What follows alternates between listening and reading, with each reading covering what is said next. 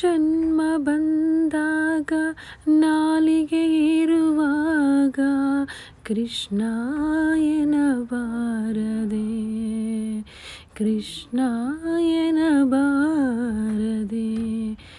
ಕೃಷ್ಣ ಎಂದರೆ ಕಷ್ಟವು ಪರಿಹಾರ.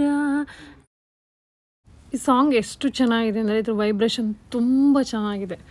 ಸೊ ಹಾಗಾಗಿ ಒಂದು ಸಾಂಗ್ ಹೇಳಿದೆ ನನ್ನ ಒಂದು ಕೆಟ್ಟ ವಾಯ್ಸಲ್ಲಿ. ಸೊ ಹಾಗೆ ಇವತ್ತೊಂದು ಸ್ಟೋರಿ ಹೇಳ್ತೀನಿ, ದಯವಿಟ್ಟು ಎಂಡ್ವರೆಗೆ ಎಲ್ಲರೂ ನೋಡಿ, ಹಾಗೆ ನಿಮ್ಮ ಮನಸ್ಸಿಗೆನ ತಿಳಿಸಿ.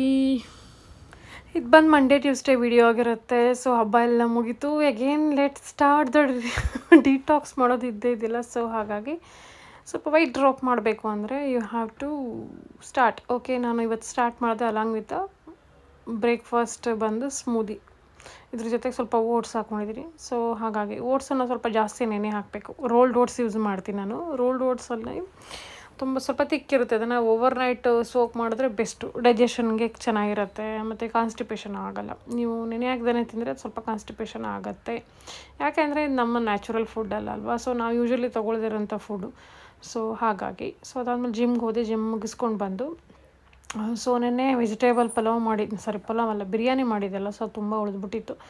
ಸೊ ಬಿರಿಯಾನಿ ಅಂದ್ರೆ ನಾನು ವೇಸ್ಟ್ ಮಾಡಲ್ಲ. ಸೊ ಅದನ್ನೇ ಅದ್ರ ಜೊತೆಗೆ ಸ್ವಲ್ಪ ಪಲ್ಯ ಮಾಡಿಕೊಂಡು ಜೊತೆಗೆ ಕುಕ್ಕುಂಬರು ಸಲಾಡು ಎಲ್ಲ ಹಾಕ್ಕೊಂಡು ತಿಂದೆ. ಬಿರಿಯಾನಿ ಮಾತ್ರ ಸಖತ್ತಾಗಿ ಬಂದಿತ್ತು, ತುಂಬ ಚೆನ್ನಾಗಿ ಬಂದಿತ್ತು. ಸೊ ನಂಗೆ ಬಿರಿಯಾನಿ, ಬಾತು, ಪಲಾವ್ ಅಂದರೆ ತುಂಬಾ ಇಷ್ಟ. ಎಸ್ಪೆಷಲಿ ನಾನು ಮಾಡೋದಕ್ಕಿಂತ ಬೇರೆಯವ್ರು ಮಾಡಿದ್ರೆ ತುಂಬಾ ಇಷ್ಟ. ಬಟ್ ಬೇರೆ ಯಾರು ಮಾಡಿಕೊಡ್ತಾರೆ ನನಗೆ, ಸೊ ನಾನೇ ಮಾಡ್ಕೊಂಡು ತಿಂದೆ. ಸೊ ಅದಾದಮೇಲೆ ಇದೊಂದು ನೈಟ್ ಸೂಟ್ ಆರ್ಡ್ರ್ ಮಾಡಿದೆ ಫ್ಲಿಪ್ಕಾರ್ಟಲ್ಲಿ. ಶಾರ್ಟ್ಸಲ್ಲಿ ಹಾಕಿದ್ದೀನಿ ಆಲ್ರೆಡಿ ನೋಡಿ. ಸೊ ಅದ್ರ ಲಿಂಕ್ ಬೇಕಂದರೆ ಲಿಂಕ್ ಅಂತ ಕಾಮೆಂಟ್ ಮಾಡಿ. ತುಂಬಾ ಚೆನ್ನಾಗಿದೆ. ಆಗ ವಾಶ್ ಕೂಡ ಮಾಡಿದೆ, ಚೆನ್ನಾಗಿದೆ. ಇಟ್ಸ್ ನಾಟ್ ಶ್ರಿಂಕ್ ಆಗಿಲ್ಲ, ಏನೂ ಆಗಿಲ್ಲ. ಸೊ ತುಂಬ ಚೆನ್ನಾಗಿದೆ, ಒಳ್ಳೆ ವಿಂಟೇಜ್ ವೈಬ್ಸನ್ನು ಕೊಡುತ್ತೆ.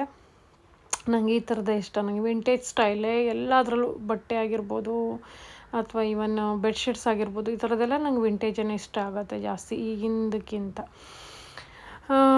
ತೊಗೊಳೋದು ಕಮ್ಮಿ, ಅದು ಬೇರೆ ಇದು, ಬಟ್ ಓಕೆ ಅದೇನೆ. ಸೊ ಅದಾದಮೇಲೆ ನನ್ನ ಮಗ ಎಲ್ಲ ಮೆಡಲ್ಸ್ಗಳನ್ನ ಹಾಕ್ಕೊಂಡು ಕತ್ತಿಗೆ ನಿಂತಿದ್ದ. ಆ ಸ್ಕೂಲಿಂದ ಬಂದು ತರಲೇ ಜಾಸ್ತಿ ಆಗಿರುತ್ತೆ. ಅವತ್ತಿಗೆ ಅಷ್ಟೇ ಶೂಟ್ ಮಾಡಿದೆ. ಅದಾದಮೇಲೆ ಇದು ಬಂದು next day as usually morning ghee water ಕುಡಿದೆ. ಗೀ ವಾಟ್ರ್ ಕುಡಿಯೋದನ್ನು ಶೂಟ್ ಮಾಡಿಲ್ಲ ಅನ್ಕೋತೀನಿ. ಅದಾದಮೇಲೆ ನಾರ್ಮಲು ಇದ್ರ ವಾಟರ್ನ ಕುಡಿದೆ ಮಾರ್ನಿಂಗು. ಮಲಾಸನಲ್ಲಿ ಕೂತ್ಕೊಂಡು ಅದಾದಮೇಲೆ ಮಾರ್ನಿಂಗು ಸ್ಟಾರ್ಟ್ ಮಾಡ್ತಾಯಿದ್ದೀನಿ ನಾನು ಅಲಾಂಗ್ ವಿತ್ ಬ್ರೇಕ್ಫಾಸ್ಟು ಮತ್ತು ಮಕ್ಕಳಿಗೆ ಡಬ್ಬ ಎಲ್ಲ ಮಾಡೋಕ್ಕೆ. ಸೊ ಒಬ್ಬ ಮಗನಿಗೆ ಆಲ್ರೆಡಿ ಐ ಥಿಂಕ್ ಅವನು ಇವತ್ತು ಸ್ಕೂಲಲ್ಲಿ ಆರ್ಡ್ರ್ ಮಾಡಿಕೊಂಡೆ. ಸೊ ಹಾಗಾಗಿ ನಾನು ಈಗ ಸ್ಟಾರ್ಟ್ ಮಾಡ್ತಾಯಿದ್ದೀನಿ. ಸೊ ಅವತ್ತು ಬೆಂಡೆಕಾಯಿ ಪಲ್ಯ ಮತ್ತು ಚಪಾತಿ ಮತ್ತು ಅದರ ಜೊತೆಗೆ ಸ್ವಲ್ಪ ಬ್ರೇಕ್ಫಾಸ್ಟಿಗೆ ಪೋಹ ಮಾಡಿಕೊಟ್ಟೆ ನಾನು. ಸೊ ಬೆಂಡೆಕಾಯಿ ಕರಿನ ಸ್ವಲ್ಪ ನಾನು ಫಾಸ್ಟಾಗಿ ಹಚ್ಕೊತೀನಿ. ಸೊ ಎಲ್ಲ 4 ಈ ಥರ ಟ್ರಿಕ್ಸ್ ಮಾಡ್ಕೊತೀನಿ. ಒಂದೊಂದೇ ಬೆಂಡೆಕಾಯಿ ನಾನು ಹಚ್ಚಾರ it will take a longer time ಅಂದ್ಬಿಟ್ಟು. ಸೊ ಒಟ್ಟಿಗೆ ಸೇರಿಸಿ ಕೆಲವ್ರು ಕೇಳ್ತಾರೆ ಉಳ್ಕಾಯಿ ಇರಲ್ವ, ಅದು ಉಳ್ಕಾಯಿ ಇರೋದು ಕಾಣಿಸುತ್ತೆ ನಂಗೆ. ಕಟ್ ಮಾಡಿದಾಗ ಒಂದ್ಸಲ ಕ್ರಾಸ್ ಚೆಕ್ ಮಾಡ್ಕೊತೀನಿ, ಉಳ್ಕಾಯಿ ಇದ್ದಿದ್ದು ತೆಗೆದಿಸ್ಬಿಡ್ತೀನಿ. ಬಟ್ ನಾನು every time I do like this. ಇವನ್ನ ಬೀನ್ಸ್ ಆಗಿರ್ಬೋದು, ಗೌರಿಕಾಯಿ ಆಗಿರ್ಬೋದು, ಎಲ್ಲ ಇದೇ ಸ್ಟೈಲ್ ಕಟ್ ಮಾಡ್ತೀನಿ. ಒಂದೊಂದೇ ಕಟ್ ಮಾಡಲ್ಲ, ಯಾಕೆಂದರೆ ತುಂಬ ಟೈಮ್ ತಗೊಳುತ್ತೆ ಅಂದ್ಬಿಟ್ಟು. ಸೊ ಈ ಥರ ಒಂದು ಶಾರ್ಟ್ ಕಟ್ ಮಾಡ್ತೀನಿ. ನನಗೆ ಕಂಫರ್ಟಬಲ್ ಇದೆ ಇದು ಆ್ಯಕ್ಚುಲಿ ಹೇಳ್ಬೇಕಂತಂದರೆ.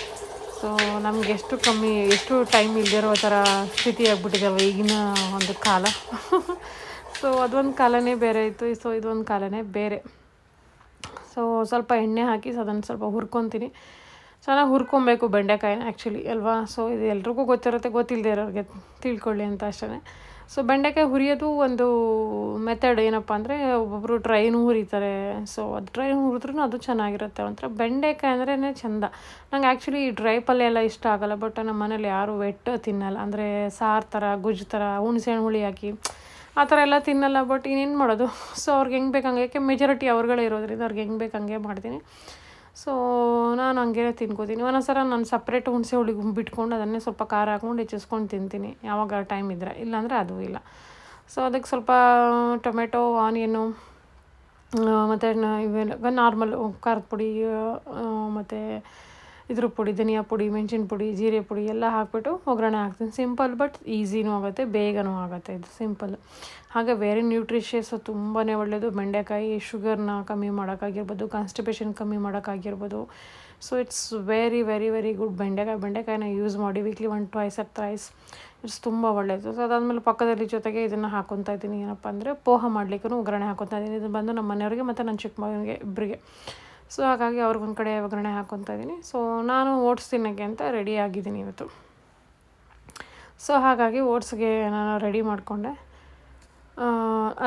ಪೋಹ ರೆಡಿ ಆಗೋಯ್ತು. ಅದು ಅಷ್ಟರಲ್ಲಿ ನನ್ನ ಮಗ ಸ್ನಾನ ಎಲ್ಲ ಆಗಿರುತ್ತೆ. ನಮ್ಮ ಮನೆಯವರೇ ಸ್ನಾನ ಮಾಡಿಸ್ತಾರೆ ಅವನಿಗೆ. ಸೊ ಹಾಗಾಗಿ ಅದೊಂದು ಜಾಬ್ ಇಲ್ಲ ನನಗೆ. ಚಿಕ್ಕವನಿಗೆ ಮಾತ್ರ ಒಂದೇ.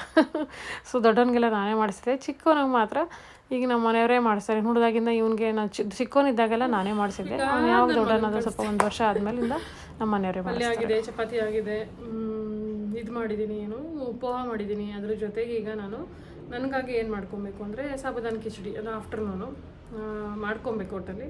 ಸೊ ಈಗ ನಾನು ಬ್ರೇಕ್ಫಾಸ್ಟು ಡಬ್ಬ ಕೊಟ್ಟು ನಮ್ಮ ಮನೆಯವರಿಗೆ ನಾನು ಜಿಮ್ಗೆ ಹೋಗಬೇಕು. ಹಾಗೆ ಇವತ್ತು ಅಂಗಾರ ಸಂಕಷ್ಟಿ ಇರೋದ್ರಿಂದ ಸ್ನಾನ ಮಾಡಿಕೊಂಡು ಟೆಂಪಲ್ಗೆ ಹೋಗಿ ಹಂಗೆ ಜಿಮ್ ಮುಗಿಸ್ಕೊಂಡು ಮನೆಗೆ ಬರಬೇಕು. ಎಷ್ಟೊಂದು ಕೆಲಸ ಇದೆ, ಓಡಿಸ್ತಾ ಇರ್ತಾರೆ. ಸೊ ನೋಡಿ ನನ್ನ ಮಗ ಎಷ್ಟು ಪೋಹ ಬಿಟ್ಟೋಗಿದ್ದಾನೆ.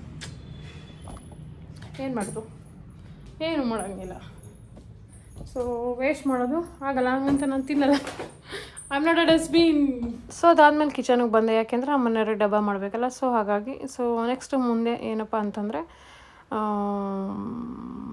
ಹಾಲು ಕಾಯಿಸೋದಿತ್ತು, ಹಾಲು ಕಾಯಿಸ್ಕೊಂಡೆ. ಆಮೇಲೆ ಚಪಾತಿ ಮಾಡಿ ಅವ್ರಿಗೆ ಡಬ್ಬಕ್ಕೆ ಹಾಕೋದಿತ್ತು. ಸೊ ಅದನ್ನೆಲ್ಲ ಮುಗಿಸ್ಬಿಟ್ರೆ ನಾನು ಈಸಿಯಾಗಿದ್ದು ಬಂದು A2 ಮಿಲ್ಕ್ ಅಂತ ಹೇಳ್ತಾ ಇದ್ದೀನಿ. ನಾನು ಮ್ಯೂಟ್ ಮಾಡಿಬಿಟ್ಟಿದ್ದೀನಿ. ಸೊ A2 ಮಿಲ್ಕು ತುಂಬ ಚೆನ್ನಾಗಿರುತ್ತೆ.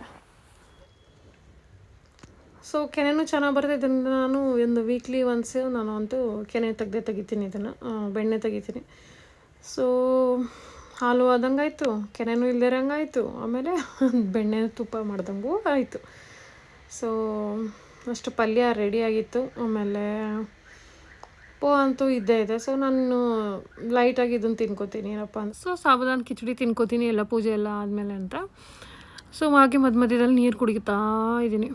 ಸೊ ಹಾಗೆ ಇದು ಸ್ಟೋರಿ ಟೈಮ್. ನಾವು ಇಟ್ಸ್ ವೆರಿ ಇಂಪಾರ್ಟೆಂಟ್ ಸ್ಟೋರಿ, ನನ್ನ ಲೈಫಲ್ಲಿ ನಡೆದಿರೋಂಥ ಒಂದು ಸ್ಟೋರಿ ಅಂದ್ಕೊಳ್ಳಿ. ಸೊ ಎಕ್ಸಾಂಪಲ್ ಈಗ ಅಂದ್ಕೊಳ್ಳಿ, ಒಂದು ಮನೆಗೆ ಒಂದು ಪ್ರಾಣಿ ಅನಿಮಲ್, ಇಟ್ ಕುಡ್ ಬಿ ನಾಯಿ ಆಗಿರ್ಬೋದು, ಹಸು ಆಗಿರ್ಬೋದು, ಯಾವುದೋ ಒಂದು ತರ್ತಾರೆ.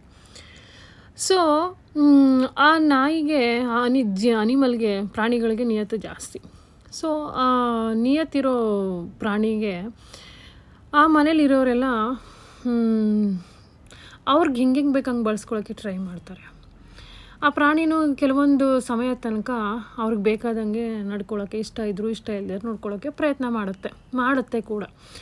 ತಪ್ಪು ಮಾಡಿದ್ರೂ ಯಾವ ರೀತಿಯಲ್ಲಿ ಅದು ಸಹಿಸ್ಕೋಬೋದು, ಎಷ್ಟು ಮಟ್ಟಿಗೆ ಸಹಿಸ್ಕೋಬೋದು ಅಷ್ಟರ ಮಟ್ಟವರೆಗೆ ಸಹಿಸ್ಕೊಳ್ಳುತ್ತೆ. ಆ ಪ್ರಾಣಿಗೆ ಯಾವ್ಯಾವ ರೀತಿ ತುಳಿತಾರೆ ಅಂತಂದರೆ, ಟಾರ್ಚರ್ ಮಾಡ್ತಾರೆ ಅಂತಂದರೆ, ಅದರ ಸ್ವಾಭಿಮಾನ ಆಗಿರ್ಬೋದು, ಆ ಪ್ರಾಣಿದು ಸೆಲ್ಫ್ ರೆಸ್ಪೆಕ್ಟು, ಅದರ ಒಂದು ಬಡತನ ಆಗಿರ್ಬೋದು, ಅದರದ್ದು ಲೋನ್ಲಿನೆಸ್ ಆಗಿರ್ಬೋದು, ಅದ್ರ ಹಿಂದೆ ಯಾರು ಇಲ್ಲದೆ ಇರೋದ ನೋಡಿ ಅವ್ರಿಗೆ ಹೆಂಗೆ ಬೇಕು ಹಂಗೆ ಬಳಸ್ಕೊಳ್ಳೋಕ್ಕೆ ಟ್ರೈ ಮಾಡ್ತಾರೆ. ಆದರೆ ಒಂದಿನ ಆ ಪ್ರಾಣಿಗೂ ಸಾಕಾಗತ್ತೆ, ಹಿಂದೆ ತಿರುಗಿ ಬೀಳತ್ತೆ. ಸೊ ತಿರುಗಿ ಬೀಳುವಾಗೆಲ್ಲ ಅವ್ರು ಇನ್ನೊಂದು ಪ್ಲೇ ಕಾರ್ಡನ್ನು ಯೂಸ್ ಮಾಡ್ತಿರ್ತಾರೆ. ಏನು ಪ್ಲೇ ಕಾರ್ಡ್ ಅಂದರೆ, ಆ ಪ್ರಾಣಿಗೆ ಬೇಕಾಗಿರುವಂಥ ಬಹುಮುಖ್ಯವಾದ ವ್ಯಕ್ತಿಯನ್ನು ಅದ್ರ ಮೇಲೆ ಎಳಗಿ ಬೀಳಂಗೆ ಮಾಡ್ತಿರ್ತಾರೆ ಯಾವಾಗಲೂ. ಸೊ ಆ ಒಂದು ಪಾಪದ ಪ್ರಾಣಿಗೆ ವಿಧಿನೇ ಇಲ್ಲ, ಆ ವ್ಯಕ್ತಿಗೆ ಒಪ್ಕೊಳ್ಳೇಬೇಕಾಗುತ್ತೆ. ಸೊ ಎಲ್ಲ ಟೈಮು ಆ ಪ್ರಾಣಿ ಅದು ತಪ್ಪಿಲ್ಲದೆ ಇದ್ರು ಅದು ಎಷ್ಟೇ ದುಃಖ ಆದರೂ, ನೋವಾದರೂ, ಇನ್ಸಲ್ಟ್ ಆದರೂ ಅದನ್ನು ಸಹಿಸ್ಕೊಳ್ತಾ ಬರುತ್ತೆ. ಸೊ ಆ ಒಂದು ಸಹಿಸ್ಕೊಳ್ಳೋ ಪೀರಿಯಡ್ನಲ್ಲಿ ಆ ಒಂದು ಪ್ರಾಣಿ ತನ್ನ ಮಾನಸಿಕವಾಗಿ ಮಾನಸಿಕ ಸಂತುಲತೆ ಕಳ್ಕೊಳ್ಳೋಷ್ಟು ಲೆವೆಲ್ಗೆ ಹೋಗುತ್ತೆ. ಕೊನೆಗೆ ಒಂದಿನ ಪ್ರಾಣಿ ಡಿಸೈಡ್ ಮಾಡುತ್ತೆ, ಇದು ನನ್ನ ಜೀವನ, ಇದು ದೇವ್ರು ಕೊಟ್ಟಿರೋ ಜೀವನ, ನನ್ನ ಜೀವನಕ್ಕೆ ನಾನು ಮಾತ್ರ ನಾನೇ ಕಾರಣ ಆಗಬೇಕು. ನನ್ನ ನೋವಿಗಾಗಿರ್ಬೋದು, ಅಥವಾ ನನ್ನ ಸುಖಕ್ಕಾಗಿರ್ಬೋದು, ನನ್ನ ಖುಷಿಗಾಗಿರ್ಬೋದು, ಬೇರೆ ಯಾರೋ ಅದಕ್ಕೆ ಕಾರಣ ಆಗಿರ್ಬೋದು ಅಂತ ಆ ನಾಯಿ ಆಗಿರ್ಬೋದು, ಆ ಒಂದು ಪ್ರಾಣಿ ಆಗಿರ್ಬೋದು, ಅದು ಡಿಸೈಡ್ ಮಾಡುತ್ತೆ. ಆವಾಗ ಏನು ಮಾಡುತ್ತೆ ಪ್ರಾಣಿ ಅಂದರೆ, ಯಾರು ನೋವು ಕೊಡೋಕೆ ಬರ್ತಾರೋ ಅವರ ಹಿಂದೆ ತಿರುಗಿ ಬೀಳತ್ತೆ. ತಿರುಗಿ ಬಿದ್ದಾಗ ಅದೆಷ್ಟು ಶಕ್ತಿಶಾಲಿ ಆಗಿರುತ್ತೆ ಅಂತಂದರೆ, ಅದಕ್ಕೆ ಯಾರಿಗೂ ಹೆದರ್ಕೊಳ್ಳೋ ಅಂಥ ಒಂದು ಪರಿಸ್ಥಿತಿ ಇರಲ್ಲ. ಸೊ ಈ ಒಂದು ಪ್ಲೇ ಮಾಡೋ ಒಂದು ಜನ ಇರ್ತಾರೆ ನೋಡಿ, ಅವರು ಪ್ಲೇ ಕಾರ್ಡ್ ಮಾಡ್ತಾರಲ್ಲ, ಈ ಮೂಕ ಪ್ರಾಣಿಗಳನ್ನ, ಒಂದು ಇನ್ನೋಸೆಂಟ್ ಜನಗಳನ್ನ, ಇನ್ನೋಸೆಂಟ್ ವ್ಯಕ್ತಿಗಳನ್ನ, ಅವ್ರಿಗೆ ಅವರ ಒಂದು ಏನು ಶಕ್ತಿ ಇಲ್ಲದೆ ಇರೋದನ್ನ, ಅವರ ಒಂದು ಟೈಮನ್ನು ನೋಡಿ ಅವರಿಗೆ ಕಷ್ಟ ಕೊಡ್ತಿರ್ತಾರೆ, ಟಾರ್ಚರ್ ಕೊಡ್ತಿರ್ತಾರೆ, ಅವ್ರು ಮಿಸ್ಯೂಸ್ ಮಾಡಿ ಅವ್ರ ಜೀವನ ಅವ್ರ ಕೆಟ್ಟ ಹೆಸರು ಬರೋಂಗೆ ಮಾಡ್ತಿರ್ತಾರೆ.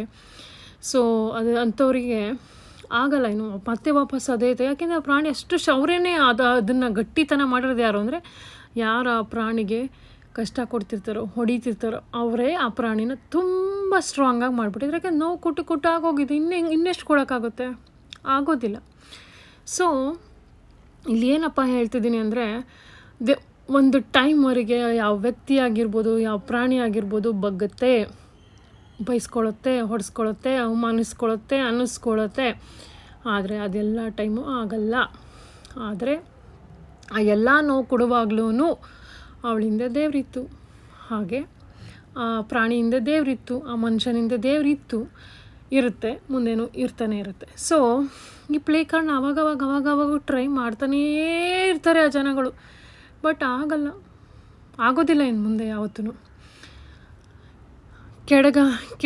ಕೆಟ್ಟವರಿಗೆ ತುಂಬ ಆಯುಷ್ ಜಾಸ್ತಿ. ಆದರೆ ಒಳ್ಳೆಯವ್ರಿಗೆ ಒಂದು ಸಲ ತಿರುಗಿ ಬಿದ್ದರೆ ಅವರನ್ನು ಆ ಒಂದು ಪವರ್ನ ತಡ್ಕೊಳ್ಳೋಕೆ ಕೆಟ್ಟ ಮನುಷ್ಯಂಗೆ ಯಾವತ್ತೂ ಸಾಧ್ಯ ಆಗೋದಿಲ್ಲ. ಸೊ ಇದು ಲೆಸನ್. ಯಾರು ಏನೇ ಮಾಡಿದ್ರು ಆ ಒಂದು ಪ್ರಾಣಿ ಹಿಂದೆ, ಆ ಒಂದು ಮನುಷ್ಯರ ಹಿಂದೆ ದೊಡ್ಡ ಶಕ್ತಿ ಇರುತ್ತೆ. ಆ ಶಕ್ತಿನೇ ದೇವರು. ಆ ದೇವರು ಇರುವಾಗ ನೀವು ಯಾರು ಏನೂ ಮಾಡ್ಕೊಳ್ಳೋಕ್ಕೆ ಸಾಧ್ಯ ಇಲ್ಲ. ಹಾಗೆ ನಿಮ್ಮ ಸ್ವಾರ್ಥಕ್ಕೆ ಬೇರೆಯವ್ರ ಜೀವನ, ಬೇರೆಯವರ ಮನಸ್ಥಿತಿ, ಬೇರೆಯವರ ಟೈಮನ್ನು, ಬೇರೆಯವ್ರ ಮರ್ಯಾದೆನ ಹಾಳು ಮಾಡಿದ್ರೆ ಅದು ನಿಮಗೆ ವಾಪಸ್ಸು ಸಿಗುತ್ತೆ. ಸೊ ಈಗಲಾದರೂ ಬುದ್ಧಿ ಕಲೀರಿ ಅಂತ ಈ ಮೆಸೇಜ್ ಮೂಲಕ ಆ ಒಂದು ಕೆಟ್ಟ ಮನುಷ್ಯರಿಗೆ ನನ್ನ ಮೆಸೇಜ್. ಸೊ ನೋಡ್ತಿರ್ತೀರಲ್ಲ, ಕದ್ದಂಗೆ ಕಾಣ್ದಂಗೆ ನನ್ನ ವಿಡಿಯೋ ಯಾರ್ಯಾರು ನೋಡ್ತಿರ್ತೀರ, ಈ ಒಂದು ಕೆಟ್ಟ ಜನಗಳು ನಿಮ್ಗೆ ಗೊತ್ತಿರುತ್ತೆ ನಾನು ಯಾರ ಬಗ್ಗೆ ಮಾತಾಡ್ತಿದ್ದೀನಿ ಅಂತ. ಇನ್ನೊಂದು ಸಲ ನನ್ನ ವಿಷಯ ಆಗಿರ್ಬೋದು, ಅಥವಾ ನಮ್ಮಂಥ ಒಂದು ಪ್ರಾಣಿ, ನಾಯಿ ಅಂತಲೇ ಇಟ್ಕೊಳ್ಳೋಣ, ನಾಯಿಗೆ ನಿಯತ್ತು ಜಾಸ್ತಿ. ಕಷ್ಟ ಕೊಡೋಕೆ ಬಂದರೆ ನನ್ನಿಂದ ದೊಡ್ಡ ಶಕ್ತಿ ಇದೆ. ಆ ಶಕ್ತಿಗೆ ನೀವು ತೃಣಮೂಲ. ಸೊ ಅರ್ಥ ಮಾಡ್ಕೊಳ್ಳಿ, ನಿಮ್ಮ ಪಾಡಿಗೆ ನಿಮ್ಮ ಜೀವನನ ನೀವು ಮಾಡಿ, ನಮಗೂ ಜೀವನ ಮಾಡೋಕ್ಕೆ ಬಿಡಿ, ಅಷ್ಟೇ ನಾನು ಹೇಳೋದು. ಸೊ ಕಾಲಯ ತಸ್ಮೈ ನಮ ಅಂತ ಬಂದೇ ಬರುತ್ತೆ. ನಾನು ಹೇಳ್ತಾ ಇದ್ದೆ, ಯಾವತ್ತೂ ಬಿಡಲ್ಲ. ಕರ್ಮ ತಿರುಗುತ್ತೆ. ಸೊ ಎಲ್ಲರಿಗೂ ಅವ್ರದ್ದೇ ಆದ ಸ್ವಾತಂತ್ರ್ಯ ಇದೆ, ಅವ್ರದ್ದೇ ಆದ ಸ್ವಾಭಿಮಾನ, ಅಧಿಕಾರ, ಅವ್ರದ್ದೇ ಆದ ಜೀವನ ಇದೆ. ಅದನ್ನು ಯಾರು ಕಿತ್ಕೊತಿರೋ, ಯಾರು ಅವ್ರನ್ನ ಹಾಳು ಮಾಡ್ತಿರೋ ಅವ್ರಿಗೆ ಅಷ್ಟಕ್ಕಿಂತ 100 ಪಟ್ಟು ಪ್ರತಿ ಜನ್ಮಕ್ಕೂ ನಿಮಗೆ ಸಿಗುತ್ತೆ ಅಂತ ಹೇಳ್ತೀನಿ. ಸೊ ಸ್ಟೋರಿ ಹೇಗಿತ್ತು ಅಂತ ದಯವಿಟ್ಟು ನನಗೆ ಕಮೆಂಟಲ್ಲಿ ಎಲ್ಲರೂ ತಿಳಿಸಿ. ಹಾಗೆ ಸೊ ಈ ಥರ ಸ್ಟೋರಿಗಳು ನಿಮ್ಗೆ ಬೇಕಂದರೆ ನಾನು ಕೇಳಿ, ನನಗೆ ಅವಾಗವಾಗ ಹೇಳ್ತಾ ಇರ್ತೀನಿ. ನಾನು ಬೇಕಿದ್ರೆ ನಂತರ ಭಾಳ ಸ್ಟೋರಿಗಳಿದ್ದಾವೆ. ಸೊ ಯಾಕೆ ನಾನು ಹೇಳಲ್ಲ ಅಂದರೆ, ಒಬ್ಬರು ನನ್ನ ಯಾರೋ ಫಾಲೋ ಮಾಡ್ತಿರ್ತಾರೆ. ಏನಕ್ಕೆ ಫಾಲೋ ಮಾಡ್ತಿರ್ತಾರೆ, ಏನೋ ನನ್ನ ವೀಡಿಯೋಯಿಂದ ಕಲಿಬೇಕು, ಪಾಸಿಟಿವಿಟಿ ಇರಬೇಕು ಅಂತ ಫಾಲೋ ಮಾಡ್ತಿರ್ತಾರೆ. ಪಾಸಿಟಿವಿಟಿಯಾಗಿ ಕೊಡೋಣ ಅಂದ್ಬಿಟ್ಟು ನಾನು ವೀಡಿಯೋ ಮಾಡ್ತೀನಿ. ಬಟ್ ಬರೀ ಒಳ್ಳೆ ಎಕ್ಸ್ಪೀರಿಯೆನ್ಸ್ ಹೇಳಿದ್ರೆ ಹೇಗೆ, ಕೆಟ್ಟ ಎಕ್ಸ್ಪೀರಿಯೆನ್ಸಿಂದನೂ ನಮಗೆ ಒಳ್ಳೆ ಪಾಠ ಸಿಗುತ್ತೆ, ಅದನ್ನು ಕೂಡ ಹೇಳೋದು ಭಾಳ ಇಂಪಾರ್ಟೆಂಟ್. ಸೊ ಇದಾಗಿತ್ತು ನನ್ನ ಒಂದು ಇದು. ಸೊ ಇದು ನೆನ್ನೆ ಒಂದು ಕಿಟಿ ಪಾರ್ಟಿ ಇತ್ತು. ಸೊ ಅದಕ್ಕೆ ರೆಡಿ ಆದೆ, ಹೇಗೆ ಕಾಣಿಸ್ತಾ ಇದ್ದೀನಿ ಅಂತ ಹೇಳಿ. ಹಾಗೆ ಈ ಬ್ಯಾಗ್ ಬಂದು ನಾನು ಮಿಂತ್ರನಲ್ಲಿ ತಗೊಂಡೆ. ಸೊ ಲಿಂಕ್ ಬೇಕಂದರೆ ಕೇಳಿ, ಲಿಂಕ್ ಅಂತ ಕಾಮೆಂಟ್ ಹಾಕಿ. ಸೊ ದಯವಿಟ್ಟು ನನ್ನ ಸ್ಟೋರಿಗೆ ಪ್ಲೀಸ್ ಎಲ್ಲರೂ ರಿಪ್ಲೈ ಮಾಡಿ. ಸೊ ಎಲ್ಲರ ಜೀವನ ತುಂಬ ಈಸಿ ಆಗಿರೋದಿಲ್ಲ. ಸೊ ಆ ಜೀವನ ದೇವ್ರು ಮಾತ್ರನೇ ಕಷ್ಟ ಕೊಟ್ಟರೆ ಅಂದ್ಕೊಳ್ಳಿ, ದೇವ್ರು ಕಷ್ಟ ಕೊಟ್ಟರೆ ಮಾತ್ರನೇ, ದೇವ್ರು ಯಾವತ್ತೂ ಕಷ್ಟ ಕೊಡೋಲ್ಲ. ಸೊ ಕಷ್ಟ ಕೊಟ್ಟರೆ ಮಾತ್ರ ಅದು ನಿಜವಾದ ಕಷ್ಟ. ಬೇರೆಯವ್ರ ಕಷ್ಟ ಕೊಡೋಕೆ ಬಂದರೆ ಅವತ್ತು ಆ ಕ್ಷಣ ಇಮಿಡಿಯೇಟು ಅವರಿಗೆ ಅದನ್ನು ತಿರ್ಗಿಸಿ ಕೊಡಿ, ತೊಗೊಳಕ್ಕೆ ಹೋಗಬೇಡಿ. It is my one best solution. First time ನಿಮ್ಗೆ ಯಾರು ಮೋಸ ಮಾಡೋಕ್ಕೆ ಬಂದರೆ, ಯಾರು ನಿಮ್ಮ ಅವಮಾನಿಸೋಕ್ಕೆ ಬಂದರೆ, ಯಾರು ಹೇಟ್ ಮಾಡೋಕ್ಕೆ ಬಂದರೆ, ಯಾರು ನಿಮ್ಮನ್ನ ಮಿಸ್ಯೂಸ್ ಮಾಡ್ಕೊಳಕ್ಕೆ ಬಂದರೆ, ಅಲ್ಲೇ ಹೇಳಿ ನೋವು ಹೊಡೀರಿ ಒಂದು ಕೆನ್ನೆಗೆ ಬೇಕಿದ್ರೆ. ಬಟ್ ಆ ನೋವನ್ನು ಇಟ್ಕೋಬೇಡಿ ಯಾವುದೇ ಕಾರಣಕ್ಕೂ. ಸೊ ನೀವು ಒಂದ್ಸಲ ನೀವು ಅವಕಾಶ ಕೊಟ್ಟರೆ ಅದನ್ನು ಅವರು ಯೂಸ್ ಮಾಡ್ಕೊಂಡು ಅದೇ ಮೆಟ್ಲು ಮಾಡ್ಕೊಂಡು ಮೇಲೆ ಏರ್ತಾ ಬರ್ತಾರೆ. So first time say no and just kick back ಅಷ್ಟೇ, ಅಷ್ಟು ಹೇಳೋಕ್ಕೆ ಇಷ್ಟಪಡ್ತೀನಿ. ಸೊ ದೇವರು ಯಾವಾಗಲೂ ಎಲ್ಲರ ಜೊತೆ ಒಳ್ಳೆಯವ್ರ ಜೊತೆ ಇದ್ದೇ ಇರ್ತಾನೆ. ಕೆಟ್ಟದನ್ನು ಬೇರೆಯವ್ರಿಗೆ ಬಯಸಬೇಡಿ, ಕೆಟ್ಟದನ್ನು ಮಾಡಬೇಡಿ, ಒಳ್ಳೆಯದು ಯೋಚನೆ ಮಾಡಿ, ಯಾರನ್ನು ದ್ವೇಷ ಮಾಡಬೇಡಿ, ಎಲ್ರಿಗೂ ಒಳ್ಳೆಯದನ್ನೇ ಬಯಸಿ. ನಿಮ್ಮನ್ನು ದ್ವೇಷ ಮಾಡಿರೋರಿಗೆ ದೇವ್ರ ಮೇಲೆ ಬಿಟ್ಬಿಡಿ, ಅಷ್ಟೇ ನಾನು ಹೇಳ್ತೀನಿ. ಸೊ ದ್ವೇಷ ಮಾಡಿದ್ರೂ that means you are carrying that their energy ಅಂತ. ಸೊ ಆ ದ್ವೇಷನೂ ಬೇಡ, ಬಿಟ್ಬಿಡಿ. ಅವ್ರು ಇಲ್ಲವೇ ಇಲ್ಲ ಅನ್ಕೋ ಬಿಡಬೇಕು ಅಷ್ಟೇ. ಹೇಟ್ ಮಾಡಿದ್ರೂ ನಮ್ಗೆ ಅಲ್ಲಿ ನೆಗೆಟಿವಿಟಿ ಬರುತ್ತೆ. ಸೊ ಅದ್ರ ಬದಲು ಯಾರ್ ಅಲೋನ್, ದೇವ್ರು ನನ್ನಿಂದ ಇದೆ ಅಂದ್ಕೊಡೋದು ಬಹಳ ಬಹಳ best. This is a solution I found it finally. ಯಾರೋ ಇದ್ದಾರೆ, ಯಾರೋ ಇಲ್ಲ, ನನಗೆ ಏನೋ ಮಾಡಿದ್ರು, ಇವರೇನೋ ಅಂದರು, ನೋವೇ ತಗೊಳ್ಳೋಕ್ಕೆ ಹೋಗಬೇಡಿ. ನೀವೇನಾರು ಅದು ಕನ್ಸಿಡರ್ ಮಾಡ್ತಾಯಿದ್ರೆ ಸ್ಟಿಲ್ಲು ನೀವು ಅವರ ಒಂದು ಕೈ ಒಳಗೆ, ಅವರ ಒಂದು ತಾಳಕ್ಕೆ ನೀವು ಕುಣಿತಿದ್ದೀರಾ ಅಂತ. ಅದು ಬೇಬಿ ಪಾಸಿಟಿವ್ ಆಗಿರ್ಬೋದು, ನೆಗೆಟಿವ್ ಆಗಿರ್ಬೋದು. Be happy in your own way. ನಿಮ್ಮ ಹಿಂದೆ ದೊಡ್ಡ ಶಕ್ತಿ ಇರುವಾಗ ಈ ಒಂದು ತೃಣಮೂಲಗಳ ಬಗ್ಗೆ ಯೋಚನೆ ಮಾಡಬೇಡಿ. ಸೊ ಹೋಪ್ ನಿಮಗೆ ಇಷ್ಟ ಆಗಿರುತ್ತೆ ಅನ್ಕೋತೀನಿ. ಈ ಒಂದು ವಿಡಿಯೋದಲ್ಲಿ ಗೇಮ್ಸ್ ಇತ್ತು. ಸೊ ಗೇಮ್ಸ್ ಆಡಿದ್ವಿ, ನಾನು ವಿನ್ ಆದೆ ಕೂಡ. ಸೊ ಸಖತ್ತಾಗಿ ಎಂಜಾಯ್ ಮಾಡಿದೆ ನಾನು. ಸೊ ಲೈಫಲ್ಲಿ ಥಿಂಕ್ ಪಾಸಿಟಿವ್ ಮಾಡಿ, ಹಾಗೆ ಎಲ್ರಿಗೂ ಒಳ್ಳೇದನ್ನು ಬಯಸಿ, ಕೆಟ್ಟದನ್ನು ಯಾರಿಗೂ ಬಯಸೋಕೆ ಹೋಗ್ಬೇಡಿ. ಸೊ ನಿಮಗೆ ಕೆಟ್ಟದ್ದು ಬಯಸಿದ್ರೂ ಪರವಾಗಿಲ್ಲ, ದೇವ್ರು ಇರ್ತಾನೆ, ದೇವ್ರು ನೋಡ್ಕೊತಾನೆ. ಅದು ದೇವ್ರ ಕೆಲಸ, ನಮ್ಮ ಕೆಲಸ ಅಲ್ಲ. ಅದು ಅವರ ಜೀವನದ ಕರ್ಮ, ಇದು ನಮ್ಮ ಜೀವನದ ಕರ್ಮ. ಮತ್ತೆ ಸಿಗ್ತೀನಿ ಮತ್ತೊಂದು ಹೊಸ ವಿಡಿಯೋಲಿ. ಎಲ್ಲರಿಗೂ ನಮಸ್ಕಾರ.